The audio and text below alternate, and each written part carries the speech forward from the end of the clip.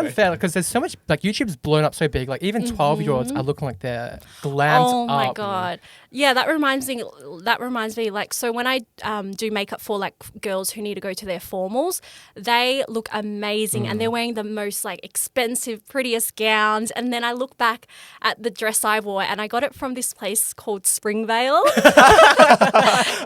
So it's like this Asian area where you can get like cheap dresses. Don't know how I ended up there, but I got a dress from there. Springvale's like Chinatown for people who don't know. Yeah. It's like where all the Asians live in Melbourne. Yeah. So that was where my dress was from. Wow. Did you end up finishing your graphics design degree? Yeah, so I did end up graduating and I got like a bachelor, I think it was called Bachelor of Communication Design. So yeah, I did that and I think that was more for my parents, just like get that degree and then like they're like, okay, done.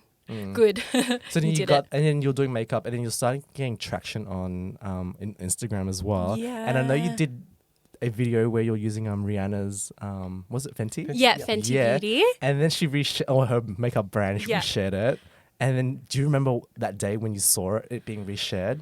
I think like I woke up that morning, checked my phone and like I saw on my notifications like that it got posted on their Insta page, and this was when they were first kind of starting out, so it was still kind of booming and hyping, and I looked at it, I'm like, oh my God, this is like my first repost, what the heck, like this is like Fenty Beauty, this is Rihanna's brand. Wait, like, what beauty did you make? So I bought some of her products for like, it was like concealer and a contouring and blush stick, and I literally just did a tutorial on it just like for fun, and I posted it on Instagram, and then it just went crazy. It's crazy because I checked it the other day. Was it like 500,000 or 1 million views or something like that? I think it went up to 1 million. Wow. It was on Facebook as well, not just Instagram. Yeah. Wow. And this was like, it was 2 years ago. So that was when Instagram was still kind of like, booming as well. Yeah. So it was, Fenty's becoming so big. It's like a massive brand. even they're having like runways. I think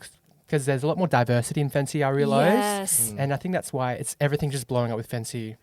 I think one of the reasons why it blew up was because they did, I think it was 40 shades of foundations, and a lot of foundation companies only do like maybe, I don't know, 10, 20 or not even. So they really targeted all different skin tones, and I think that's why everyone really liked Fenty. Yeah. So Jen, you're now like one of like Melbourne's top makeup guru now, like legit. I'm not kidding. So has that video helped in it all, like accelerate that? Yeah, I feel like ever since that video, it boosted me so much. I think before that video, I was on, I think it was around 4,000 followers, and then after they posted that video, I think maybe 2 days or 3 days later, I ended up with 10,000 followers. Wow. And like boost. like I never knew I would even reach 10,000 like within like 3 days, you know, or even within like a year or two. Like I never thought it would be that quick. And I was just so shocked. And did you get like more bookings after, because you travel around doing makeup and stuff now? That definitely boosted me and like had me up there.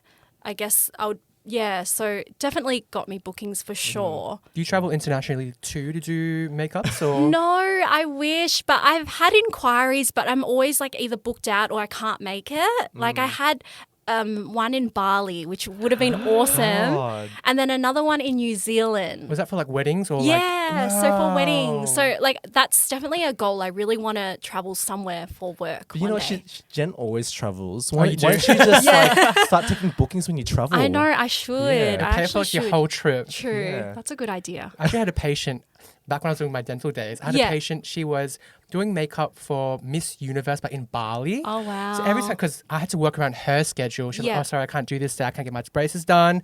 Oh, can I just do? I'm going to Bali. I'm doing Miss Australia." Oh, that's crazy. So I didn't realize the makeup industry was that big as well.